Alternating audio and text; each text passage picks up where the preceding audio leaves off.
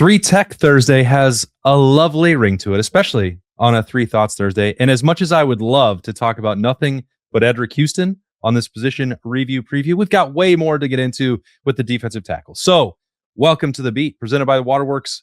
This is the Austin Birm Show, and I am Austin. He's Jeremy Birmingham, also known as Birm.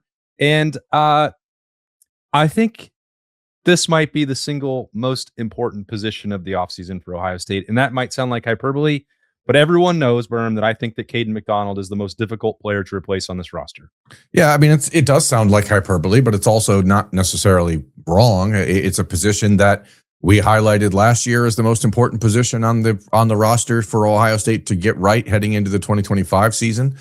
You went into it saying, well, you've got pieces. Now, can they step up and be who you think they're going to be? Kayden McDonald did that to the tune of All-American season, the Big Ten's Defensive Lineman of the Year, the potential likely first-round pick, maybe even like a top 15 pick. So while that concern remains the same, I think what may be mitigated a bit is the concern that Ohio State can't get what they need out of it, because you went into last year with a complete blank slate after losing Ty Hamilton and Tyleik Williams. And then you got really, really great play out of Kayden McDonald, but not just him, Edric Houston, Will Smith, the emergence of Tywone Malone. I think the Tywone Malone story is actually probably the one last year that didn't get nearly enough discussion because Kayden McDonald was so good, because Arvell Reese was taking up so much air, because Sonny Styles and Caleb Downs and all the other guys were getting talked about. It was Tywone Malone proving to be a reliable second option that allowed Kayden McDonald to be what he became early on in the season.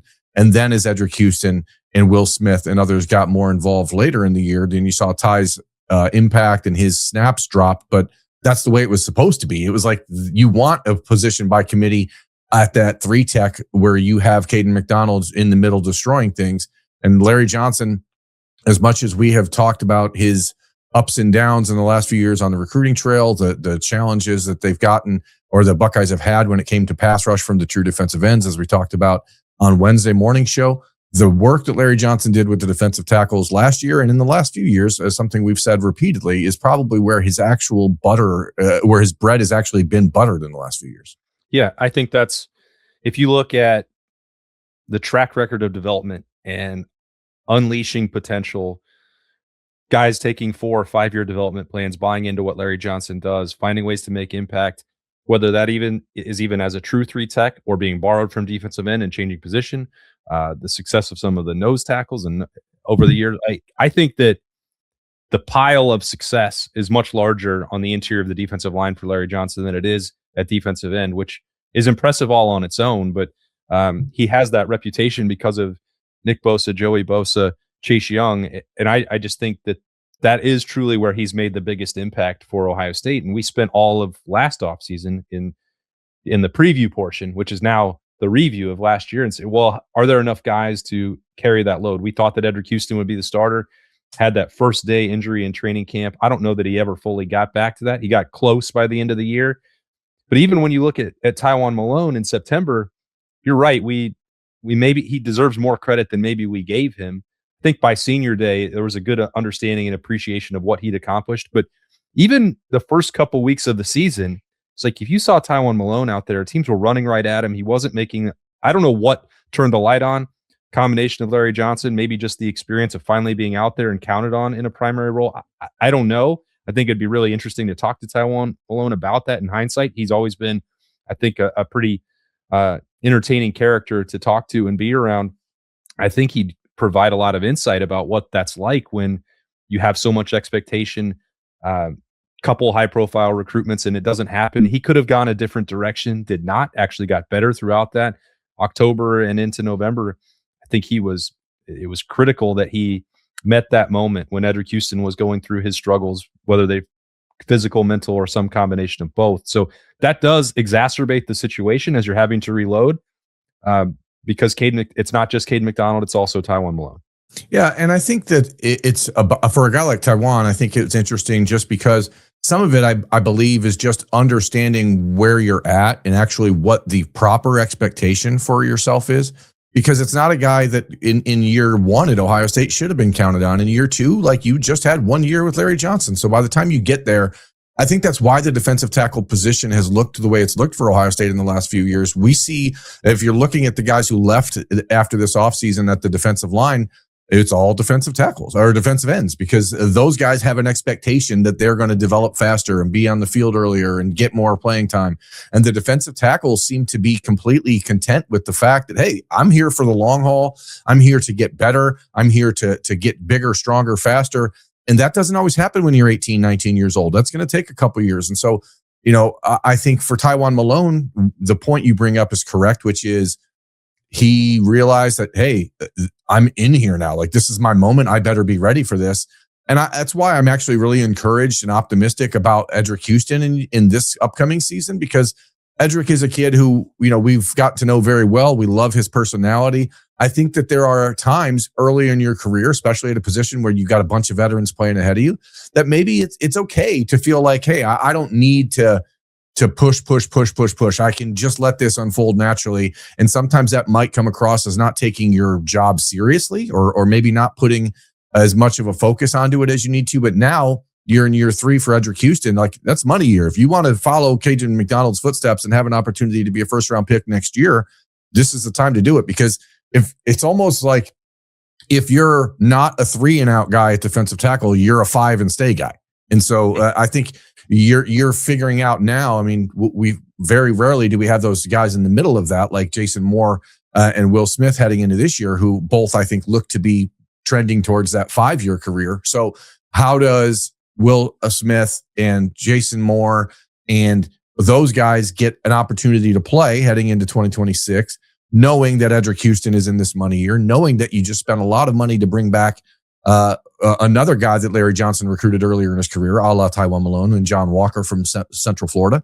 And then the dynamic former 5-star defensive tackle after 1 year at Alabama, James Smith. Like, those two are coming into play. They're not coming in to be a part of the rotation or just one small piece. Like, the defensive tackle position is going to center on John Walker, Edric Houston, and James Smith. And so how do the other guys now capitalize on the opportunities they get? How do they grow from last year? How does Jason Moore get better? How does Will Smith get better? Is there any opportunity for the 4 incoming freshmen at defensive tackle, because Ohio State lost all of their defensive tackles that were freshmen last year? And I was going to say, you said this has been a position where Ohio State has largely been immune to that the 5-year or 4-year development plan was seen through. This is really the most unexpected or early attrition that Larry Johnson has had at this position. Right, which is a sign of how things are changing just in the sport in general, but also the philosophy of what Matt Patricia wants at defensive tackle, as opposed to what Larry Johnson has traditionally held at defensive tackle. So it's an interesting side note, subplot, in that I think we're seeing for the first time since Larry Johnson arrived at Ohio State in 2014, you're seeing somebody else actually get influence over what that defensive line room looks like. And so Matt Patricia will, I think, bear some of the responsibility this upcoming season for how this defensive tackle group looks, because the loss of Maxwell Roy, the loss of Jarquez Carter, the loss of those younger guys in the middle that you feel like, hey, we had an opportunity to grow here. They're not there. The smaller, shiftier, quicker defensive tackles, you lost a couple of them. So now you've got the bigger guys, and who's going to be the guys that step up? Yeah, I do think that this is also a position, and we referenced it on Wednesday with defensive end, and it really maybe applies to the entire Matt Patricia scheme as a whole, where you've got to be able to play multiple roles. You've got to be versatile. You've got to be able, if you're an outside linebacker, maybe an edge rusher.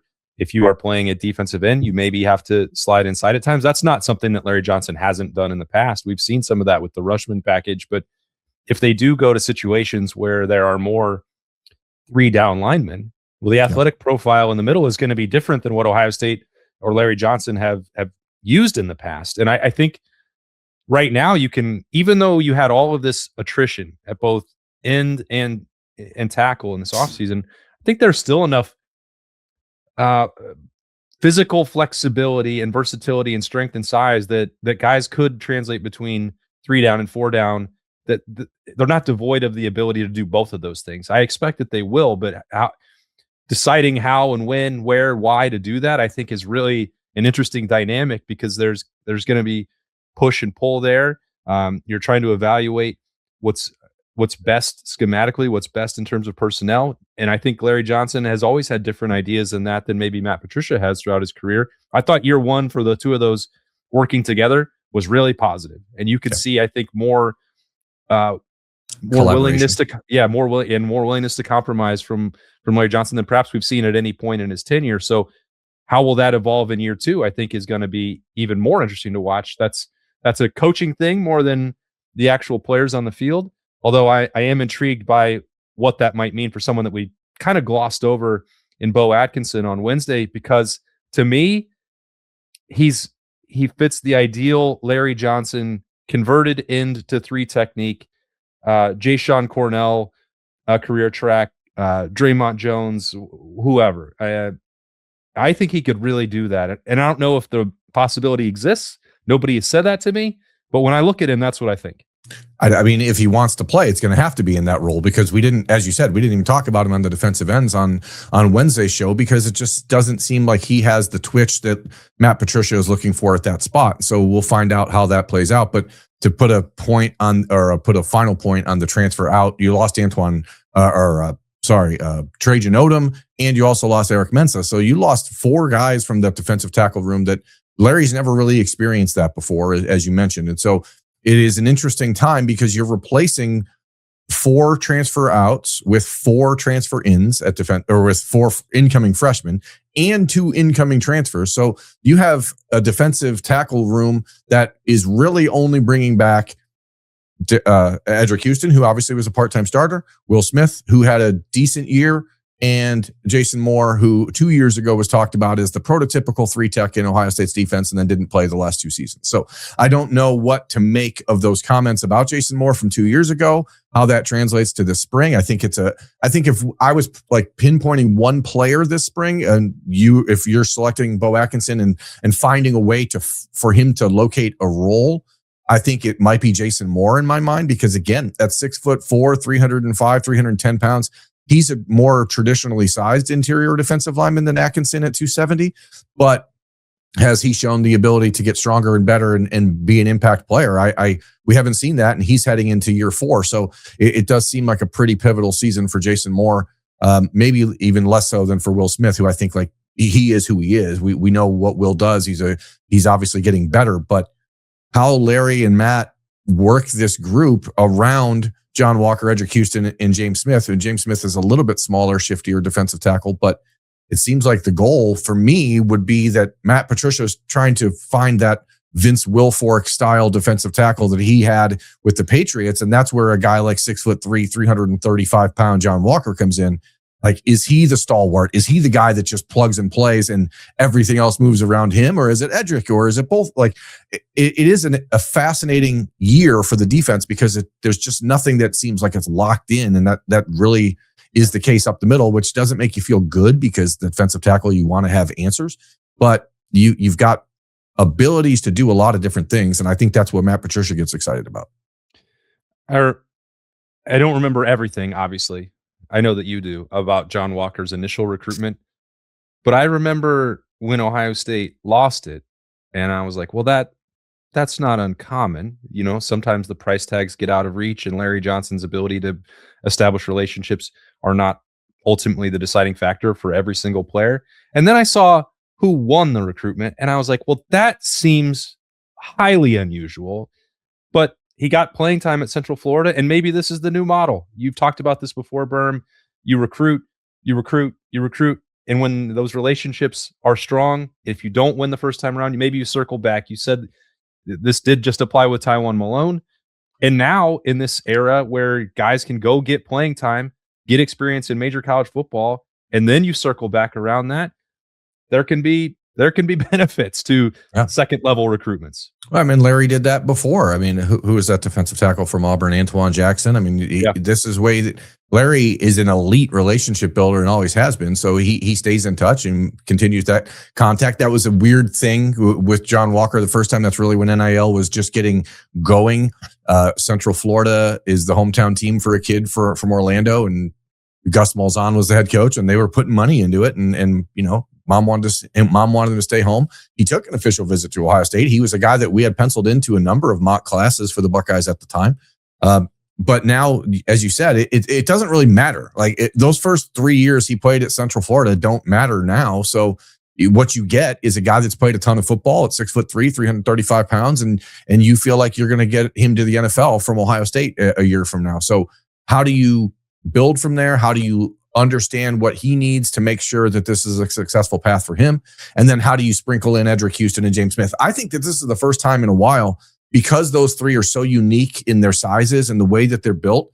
I think that there's going to be an attempt by Ohio State this spring to maybe get more of 5-down defensive linemen and use all three of them at the same time, along with Kenyatta Jackson, and he could be Bo Atkinson on the other side. It could be a more, Zion Grady, whatever. I think that you have the opportunity to really have a unique defensive front with that group if you wanted to get, play around with their alignment, because between Walker at that 6'3", 335, 340 range, and Eddrick at that 6'5", 315 range, and then a guy like James Smith at the 6'2", 300, like you've got a lot of different ways that you can get into the backfield and impact things, because Eddrick is a pass rusher, James Smith is a pass rusher, and Walker is more of that, just big body in the middle. Yeah. The Waterworks also has a lot of ways to keep you prepared. So keep your home ready for any weather with the Waterworks and the Hetter Energy Savings Plan. Get priority heating service, members only savings, and continuous comfort all year long.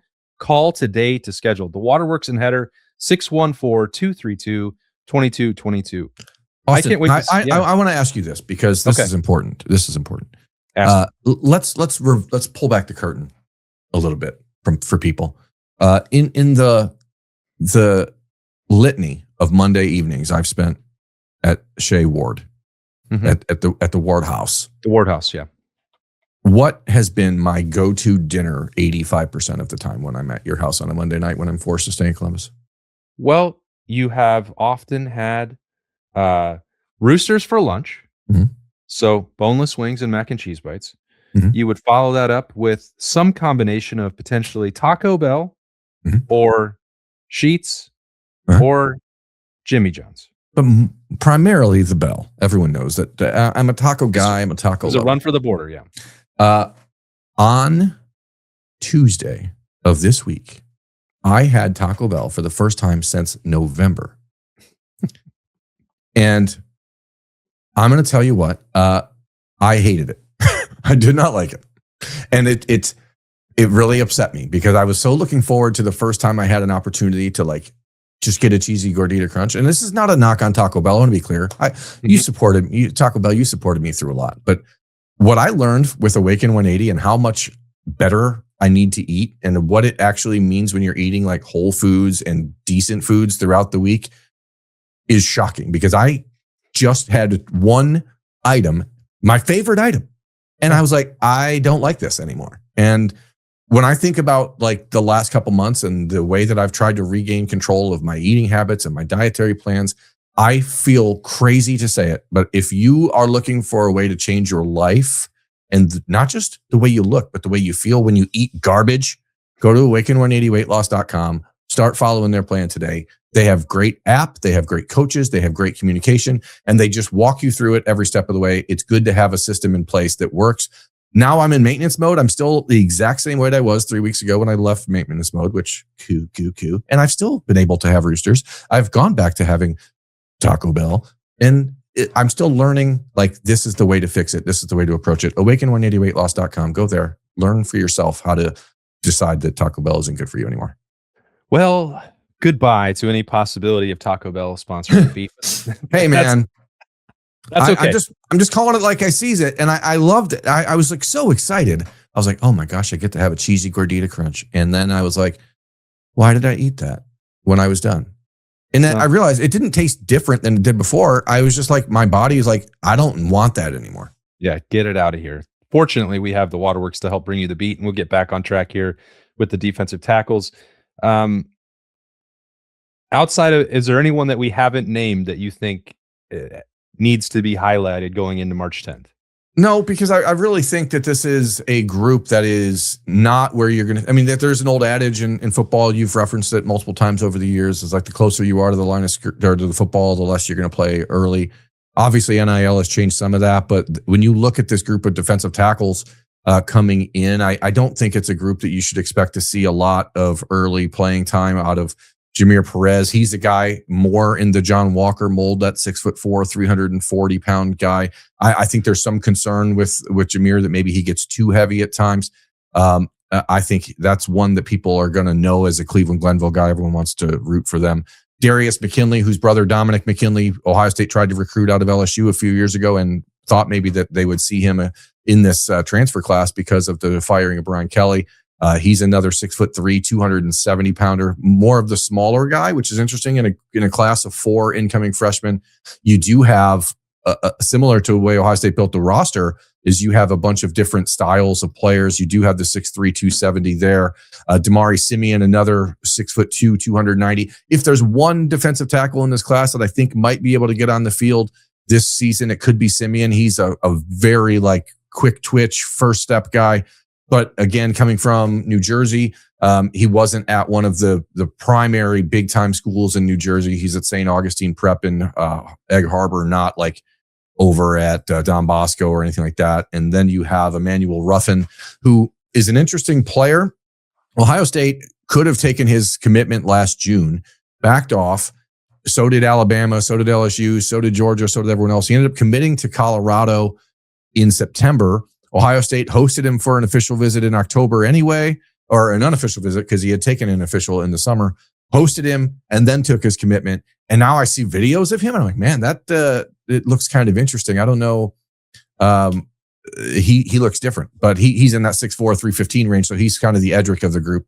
I don't think any of them are going to be counted on a lot. I do think that James Smith is a player we're probably not going to discuss enough because I don't know that we know exactly where he fits because size-wise, in that 6'2", 305, 310 range, compared to Edric and John Walker, what is his role? And we were both having a conversation the other day about James, and one of the things that is standing out to people inside of the Woody is his just intensity and his work ethic. And I think that for guys like him coming from a place like Alabama, we saw the impact that Caleb Downs made coming from Alabama and Seth McLaughlin, guys who've been in programs that know what it takes.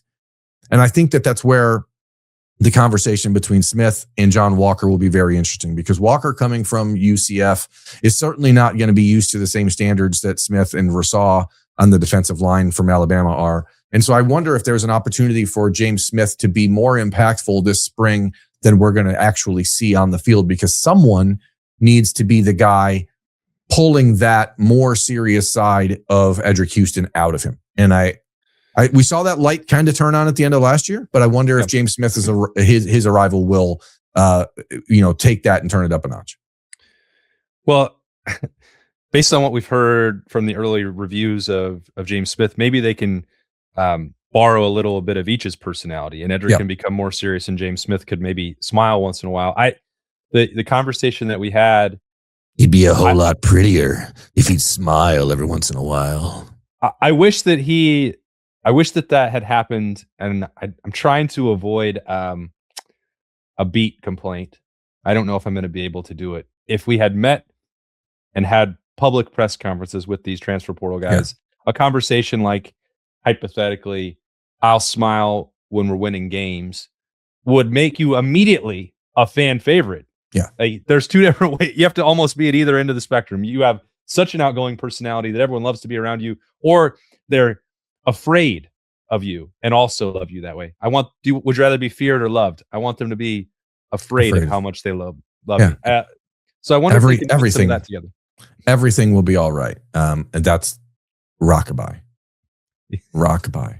No, I mean, I think it's interesting because obviously, Edric, you want players like that on your team. You want gotta have it that keep things loose and keep things freewheeling. But you also know that heading into this season, after the way last season ended, with all of these changes, with 7 new players at the position, like somebody has to come in there and be the adult in the room right away. And it's not to say that Edric can't be. It's just that that's not been what he's been tasked with being in the past. And so now he's going to step up. And I think that the opportunity for all those guys to play off each other and complement each other's personalities is really the important factor that, like, they've already had 5 weeks of working together, right? So we haven't seen them, as you said. So it's hard to know exactly where that's coming from. Every voice I've heard so far talk about James Smith is, man, he is a serious kid. He is really, really, he listens with his eyes. He just works. He doesn't talk a lot. He doesn't smile. He's not having a good time.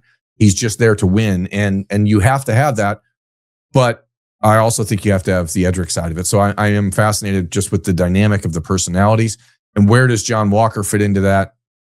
And Jason Moore, who's another very serious guy. Like, how do these, and Will Smith, who's a very serious guy. So like, you have leadership there, but you always want it to come from your best players. And so Edric is the guy that I think we will continue to spotlight and talk about. But it's James Smith, the impact that he makes, that I don't think we'll talk about enough, because I don't know that he's going to be a guy that we're seeing on the field for 75-80% of the snaps, which is generally when you start to be like, well, that's the guy. Kayden McDonald didn't come off the field because he couldn't, right? So I don't expect any one of these three starting defensive tackles this year to be playing that many snaps, but they need to make the same impact.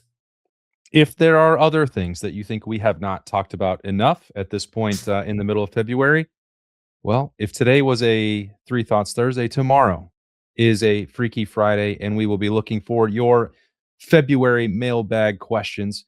So you can send those in to the Austin and Birm Show at gmail.com. It is scrolling along the bottom of the screen right now if you are watching. And if you are listening, once again, that is the Austin and Birm Show at gmail.com. I'm betting if you made it to the end of this episode, you already know that. But we'll be looking forward to all of the questions and comments that you have, as we do every week at the end of the week. So we'll get into that on the last episode of The Beat this week, presented by the Waterworks. Thanks for joining us for a position review preview on the defensive tackles. He's Birm. I'm Austin, and we'll talk to you tomorrow.